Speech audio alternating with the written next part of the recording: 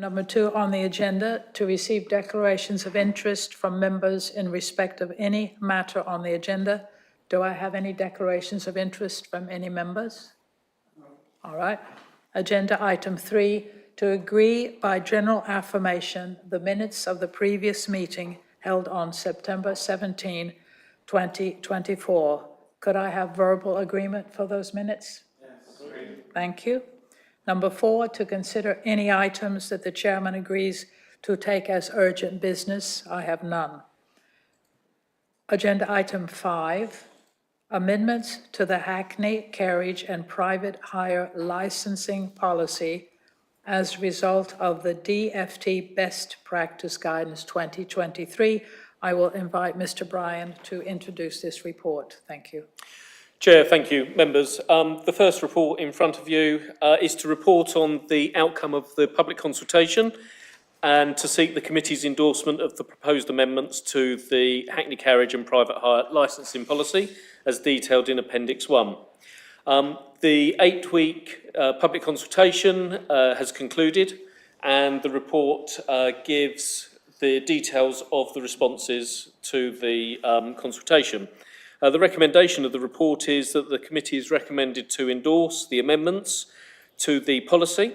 Following consideration of the outcome of the public consultation, the policy will then be recommended to Council for adoption on the 11th of December.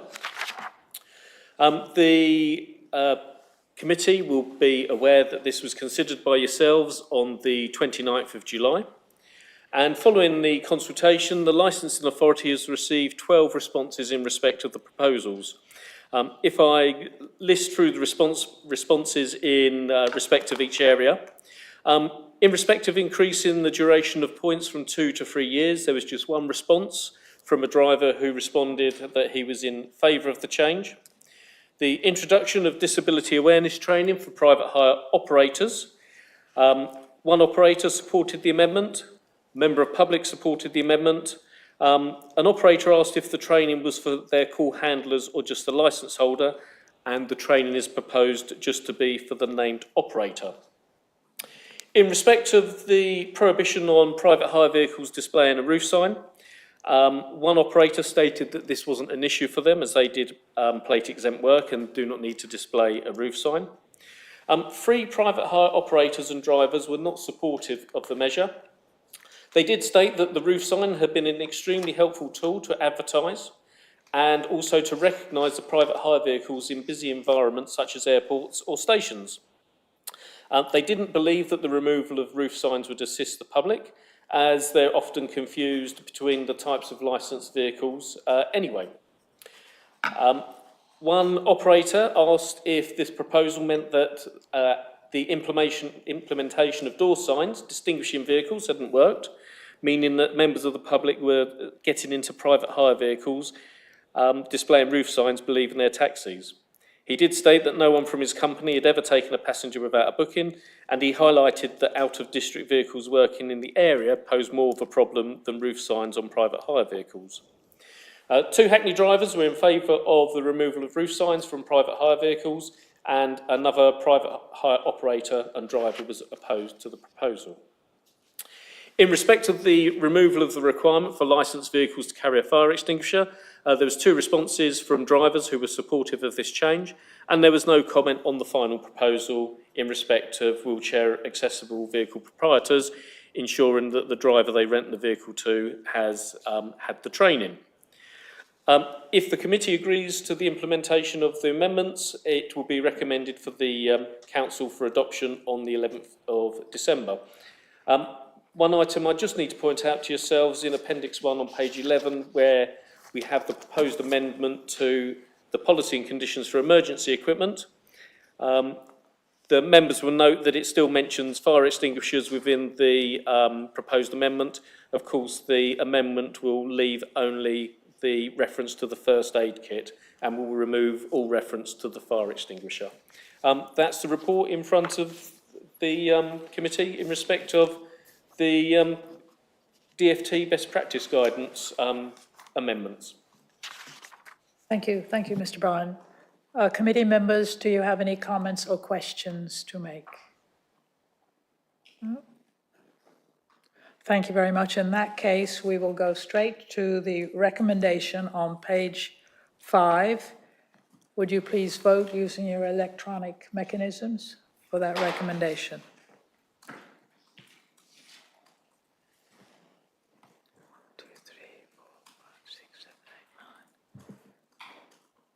Okay, that recommendation is carried, 9 votes in favor. Thank you very much. Let us now proceed to agenda item number 6, introduction of card readers for licensed vehicles. I will invite Mr. Bryan to address this report, please. Thank you, Chair. Members, this report in front of the committee is to report on the outcome of the public consultation on the proposed amendment to the Hackney Carriage and Private Hire Licensing Policy to make the facility of drivers to accept electronic payments mandatory for licensed vehicles. On the 29th of July, this committee agreed to consult on the proposal and the results of the public consultation are contained within the report. Again, the recommendation is that the committee are recommended to consider responses to the consultation and to endorse the amendments to the policy to make accepting electronic payments mandatory for licensed vehicles. The policy will then be recommended to the Council for adoption on the 11th of December. In total, the licensing authority received 8 responses in respect of the proposal, which I will detail for yourselves.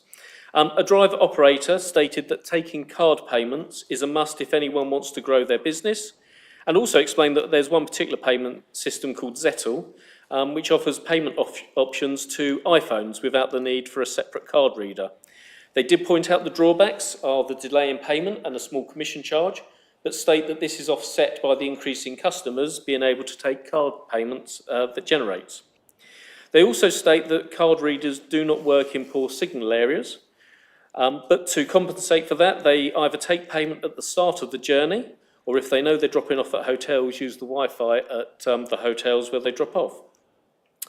3 licensed drivers commented on the inadequate mobile signal reception in many towns and villages, and customers can sometimes require drivers to drive around until a signal is found, but this extra effort is rarely compensated. Customers have become confrontational regarding failed payments, leaving the taxi without paying. And one driver commented that there was poor merchant support, and he has not come across any merchant card payment providers that offers a 24/7 telephone support facility. He points out that the use of cards incurs processing fees, which can add up significantly over time, and may directly affect his earnings. Another driver stated that there is an effect on customer tips, as people are less likely to tip when paying by card, and that makes comment that these tips do contribute significantly towards covering his operational costs, including fuel, insurance and loan repayments for his taxi. He does appreciate the Council's efforts to improve service standards, but stated the stringent regulations and additional costs associated in mandatory card payments would make it increasingly difficult for him to continue operating as a taxi driver, and he urges the Council to reconsider this policy, taking into account the challenges faced by drivers in rural areas with poor signal reception and the financial impact of card transaction fees. East Grinstead Town Council were fully supportive of all the changes. A driver remarked that the areas without coverage can be an issue and asked what would happen if payment were declined. However, they did say that they have accepted card payments for many years and believes anyone not offering the facility is missing out on business. An operator was supportive of the proposal but questioned allowing drivers to say that their machine was broken to still avoid taking card payments. A licensed driver was opposed to the proposal. He states that the number of complaints received by the licensing team, which were outlined in the initial report to this committee back in July, is not of a particular concern due to the number of journeys undertaken every day in mid-Sussex licensed vehicles. And he disputes the number of card payments which are taken in general, which was outlined in the report. He stated it's just not rural areas where there are network and reception issues, and these include areas within the town. He does accept card payments himself, and states in the last year he has lost around £100 in declined payments and has been threatened with violence when a customer didn't believe that a payment had not gone through due to network unavailability. He did ask if taking card payments are made compulsory, if the council are intending to underwrite drivers' losses, and he believes that the policy is unreasonable and unnecessary. Now, the next steps is if the committee, having considered the responses, recommends mandating drivers to have this facility to accept electronic payments, the amendment to the policy will be recommended to council for adoption on the 11th of December. There are no financial implications to the council from the introduction of mandatory card payment facilities. However, as mentioned, there is a potential financial implication to the licensed trade in respect of device and transaction fees, and potentially in respect of declined payments, where sometimes drivers only are aware a payment's been declined a day or 2 days after the event. Thank you, Mr. Bryan. Now, committee members, it's open now if you wish to have any comments or any questions regarding this recommendation and this report. Councillor Eaves. Thank you, Chair. Yes, I think these are really interesting responses, actually, and I do have some sympathy. I have sympathy for the person getting in the vehicle without a card to pay with, but also sympathy for the taxi drivers, because if you're going back to Hurstpier Point, there will be no signal. So it is a problem, and I bet it does affect tips as well. So I'm really torn on this one. I don't know what other people think. Councillor Berggren. Yes, I couldn't support that for mainly the same reasons, really. If you go to Sussex, it's also a black spot in many places. So it's purely for practical reasons I couldn't afford it. If the system worked perfectly, then fine, but I couldn't support it being mandatory. Okay. Councillor Mia. Yeah, so as a local businessman, I run from there in terms of tips. I mean, what people do sometimes with taking the payment over card payments. You know, sometimes if it doesn't allow you to have gratuity separately, then customer would say, okay, add another £5 or £10, whatever, on top of the bill. Taxi drivers could do the same. If they're adding another £5-10 on top of it, and for taxable purposes, they could write that down. This is what the tips is. With regards to not getting the reception, that is a different matter, I guess. I'm not sure how other people doing it, other firms are doing it across the country. But card payment is a must these days. I think we should support the implementation of the card payment. My personal view, of course. Okay. Councillor Kennedy. Well, it's me first. Paul, I beg your pardon. No worries. Councillor Kenny first. Yeah. Okay, fine. A question for John. There seems to be an implication here that, you know, Anne's worry about someone getting into a car without a card and an ability to pay. So is it correct that there's always an option to pay in cash? That's the default? Yes, that is correct. And the drivers can always ask for the payment at the start of the journey. There is issues around there. Potentially if they're going to an area where they're not familiar with, and they might not know exactly how much it would be. But majority of drivers know roughly how much it is to each village or area of the town, so they could potentially ask for the payment in advance. And so a point that I was going to make, separate to that question, is that it does seem to me that the device being available, that word available does a lot of heavy lifting there, because they certainly will have the device available in their cab, but it just may not be connection at that moment. And I wondered if there was any, I don't know, form of wording that could sort of take into account I clearly get the point. They must have a functioning and working device, but that can't, as we've heard, guarantee that it will work in every circumstance. And I'm sure there are ways around this, so people will know when they're asked. You know, taxi drivers will know when they're asked to go to Hurstpier Point or Sussex. They will, you know, be aware that they should say, well, look, there isn't going to be good reception. Can you pay cash? There should be ways around this, is my observation. That's it. Thank you. If I could reply to that point, Chair. Exactly. The policy isn't looking to mandate all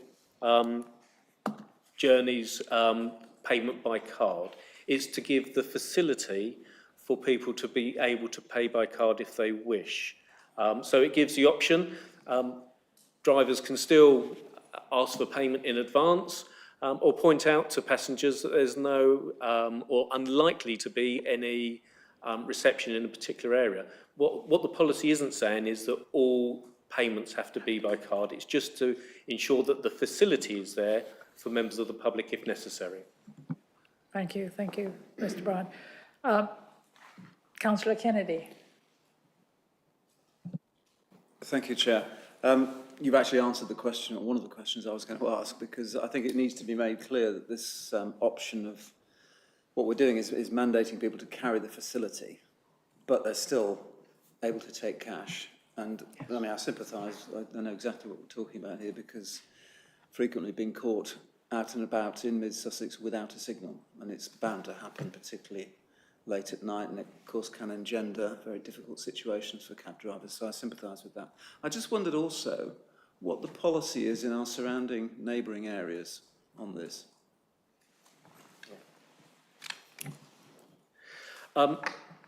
Brighton have mandated vehicles to carry card readers. The other areas are, I know Crawley's considering it, Horsham, Chichester, Worthing, Ada, as far as I'm aware, aren't considering this measure at this time. Brighton is obviously a particular area which is quite built up and probably has quite good mobile reception through the majority of the city area, unlike the district, which has particular areas where reception can be problematical at times. Thank you. Thank you. Okay. Thank you, committee. I think if we recall, the reason why this recommendation is here, because it appeared that some taxi drivers would refuse to accept car payments. So this is why this recommendation is in front of you as a committee. So if there are no other comments to be made, if we look at page 13, the recommendation, if you would now vote by electronic means, if you agree to electronic payments mandatory. Remember, cash is still acceptable.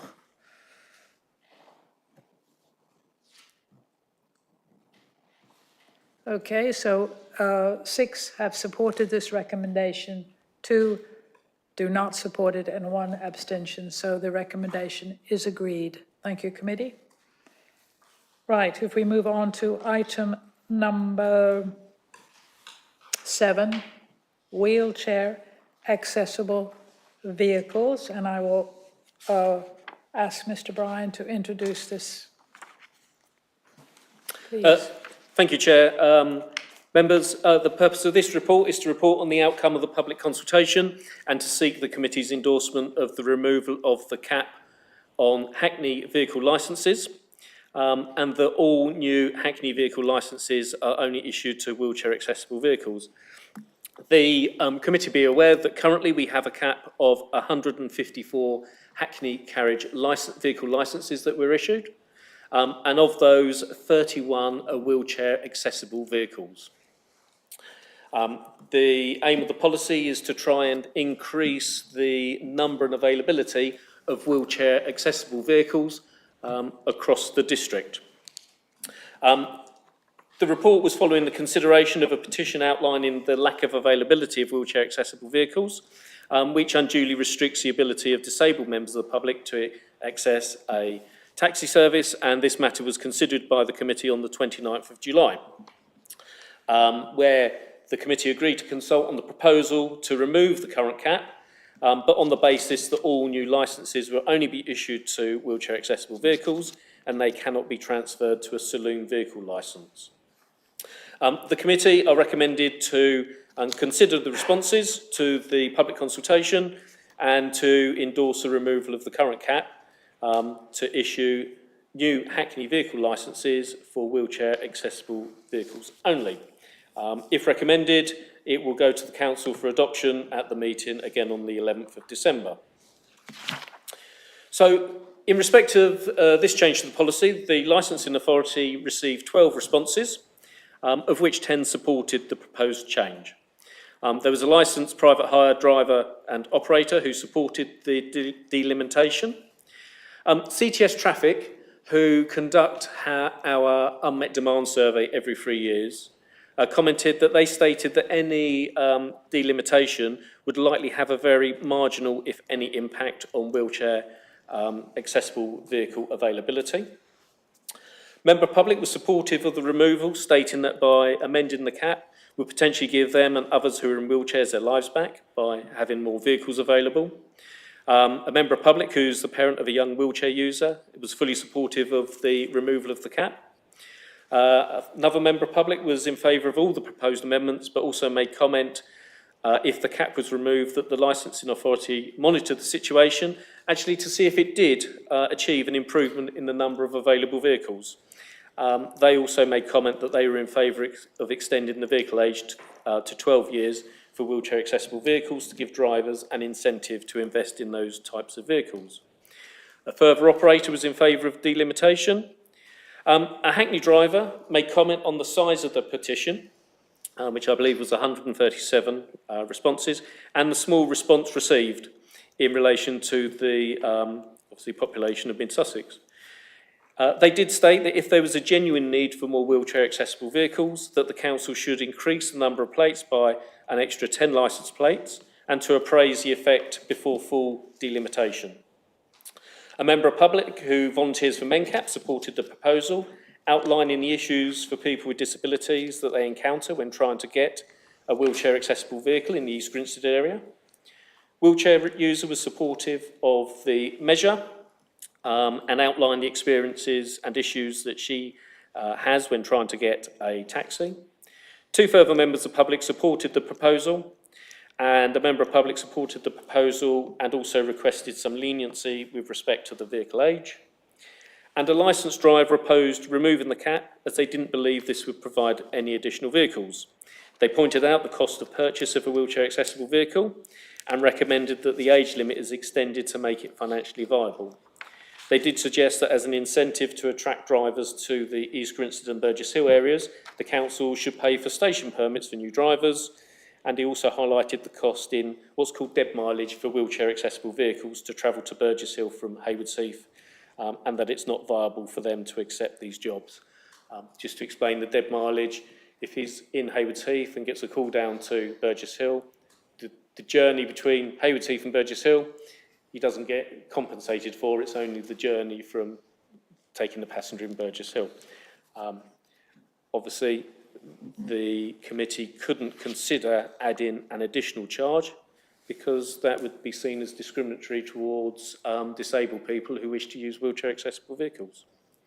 So if the committee endorses the removal of the cap on Hackney vehicle licences and that all new ones should be issued to wheelchair accessible vehicles only, as stated, the amendment for the policy will be recommended to Council for adoption on the 11th of December. And that's the report in front of the committee in respect of wheelchair accessible vehicles.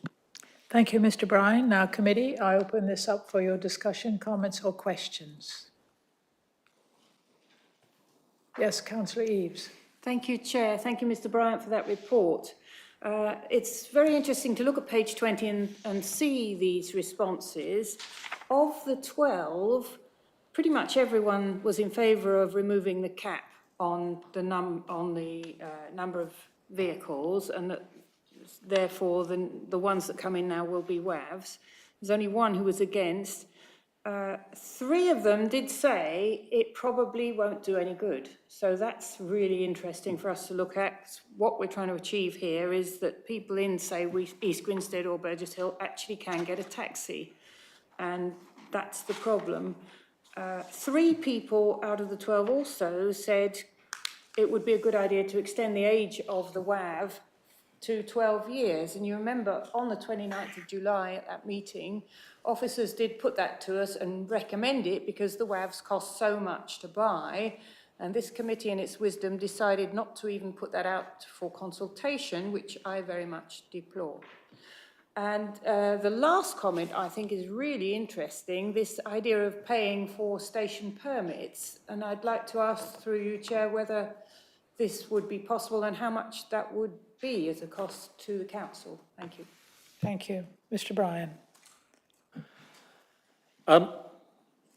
Unfortunately, I don't know the exact cost of station permits because that's administered privately by Govia Thameslink and their contracted company which enforces it. The last figures that I recall, which are from 2 to 3 years ago, which obviously have the caveat of being that they're likely to have changed by now, is the cost of a permit for Burgess Hill railway station was in the ballpark figure of £360. And the cost of a permit for East Grinstead railway station was in the ballpark figure of almost £700. And that's a permit for a year for them to operate from the taxi rank outside the railway stations. Okay, thank you, Mr. Bryan. Are there any other, Councillor Kenny? Yeah, a couple of questions for Mr. Bryant. I understand that the existing pool of licences are traded. Is that right? Is there, and if so, roughly speaking, I know that one can't a general value on a licence. And related to that, then, is what is the premium that you have to pay for a disabled enabled vehicle? Because I think those two things are kind of quite connected and will influence this decision. And then the final point was, at the previous meeting, there was some discussion of whether or not there might be other governmental avenues to get financial support to people who are buying vehicles that are capable of carrying disabled wheelchair access. And that seemed to me at the time of our last meeting a great route. If it's just a route of helping with the finance, may only be reducing the amount of the deposit, but some level of support. So could you tell us anything about those things? Thank you, Councillor. I'll go through each question in order. So the Hackney vehicle licence does attract a premium because we have a cap on the number. So if someone wants to enter the Hackney trade, then the only way for them currently to obtain a Hackney vehicle licence is to buy a licence from a current licensed vehicle owner and then to transfer that licence to themselves. Prior to COVID, there was a premium on wheelchair accessible vehicle licences and also on saloon vehicle licences. Since COVID, there's no longer any premium on wheelchair accessible vehicle licences, and the council have had, in the past couple of years, 3 wheelchair accessible vehicle licences returned back to the council, which is because the vehicle licence holder is obviously unable to sell it to another licensed driver. In respect of saloon vehicles, I was recently made aware of one saloon vehicle licence which was sold for in the region of £12,000. Sorry? In the region of £12,000 to another licence holder. So there's still a premium existing for saloon vehicles. At the moment, there's no premium for wheelchair accessible vehicles. In respect of wheelchair accessible vehicles, they are more expensive than saloon vehicles. There is a cost in, if it's not already converted, there's a cost in converting the vehicle to be able to carry wheelchairs, which can be quite substantial in respect of making sure that it's compliant and safe. And wheelchair accessible vehicles probably are between £15,000 and £20,000 more expensive than saloon vehicles, but again, it's dependent on the type of vehicle, the size of vehicle that a driver wishes to buy. And of course, there's an impact when a driver purchases the vehicle that they want to ensure that they're able to get a return on their investment, because it's obviously a tool of their trade that they need to get a return on rather than a personal vehicle which they're using. Unfortunately, I am not aware of any government schemes to assist in the purchase of wheelchair accessible vehicles for taxi purposes. There's various potential incentives surrounding electric vehicles, but none in particular that I am aware of from central government in respect of wheelchair accessible vehicles. Thank you. Thank you, Mr. Bryan. Mr. Kennedy, Councillor Kennedy, is that sufficient? Yeah, that was very interesting. There's, 12,000 and a figure not a million miles from it for the premium for which means that it's kind of you have a choice there, and it would make it. I think it makes our proposal very interesting for people joining the market, because a vehicle large enough to provide wheelchair access may have other benefits like larger number of passengers. So we'll leave it up to the trade to decide. Okay, thank you. Councillors, any more comments to be made before we go to the vote? Councillor Eaves. Chair, just to suggest that we do monitor this if and when it goes through, could the council keep an eye on whether it actually works? Thank you. For the disabled people, I mean. Okay, thank you. I'm sure we can rely upon Mr. Bryan to be diligent. Certainly. What I was going to suggest in respect of that, if the committee are in agreement, is that 12 months after, if the implementation is agreed, that the licensing team return back to the committee to report on the effects of delimitation, so the committee then can consider whether it has achieved the outcomes which were hoped. Okay, thank you very much. So we must minute that to make sure in a year's time we come back and assess the situation. Thank you. All right, any more comments? We'll go to the vote, please. And the recommendation is on page 19. So if you vote electronic.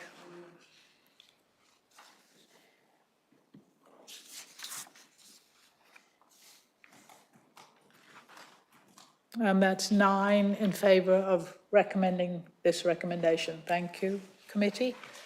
Agenda item number 8. Draft payment licensing policy, and the recommendation is on 23, but we'll ask Mr. Bryan to please introduce this topic. Chair, members, thank you. This final report before you is in respect of the draft pavement licensing policy.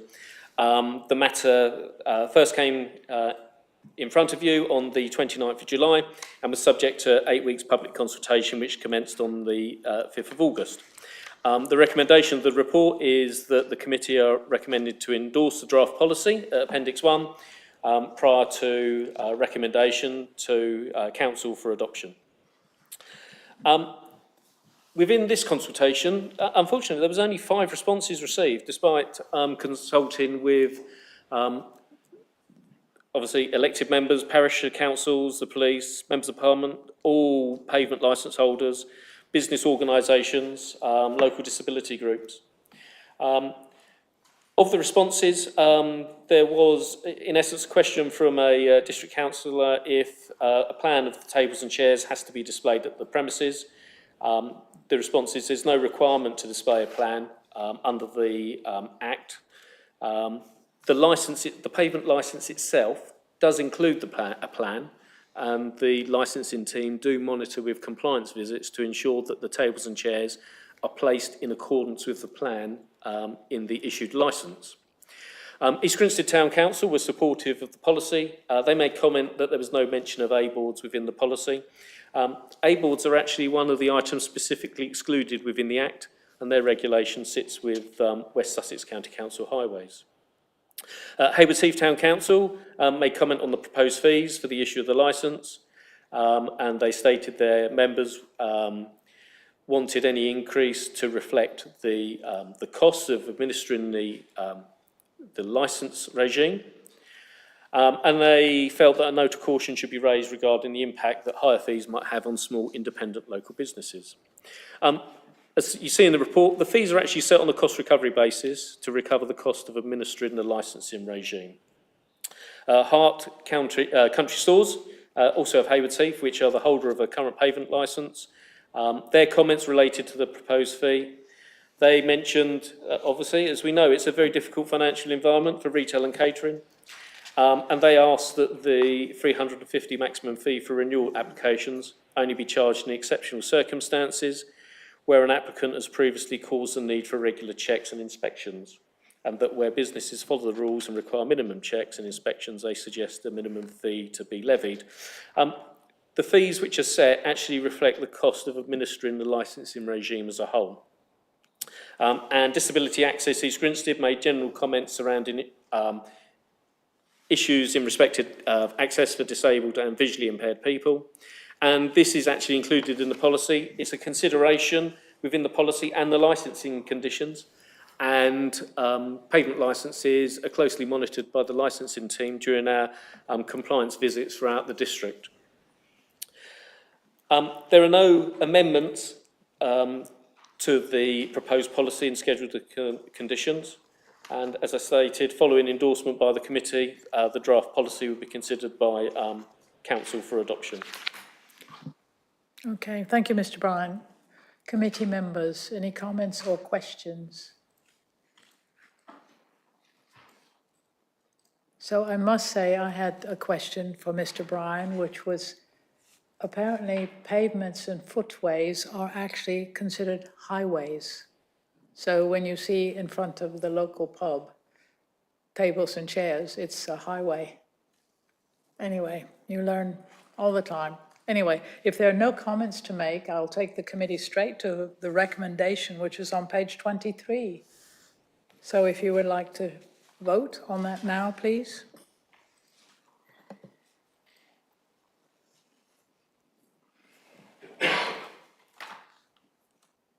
And that recommendation is fully supported by this committee. Thank you very much, committee members. Last item, number 9, questions pursuant to Council Procedure Rule 10.2, due notice of which has been given. I have none.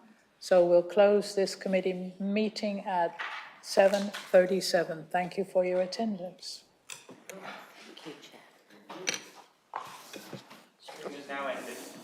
Thank you.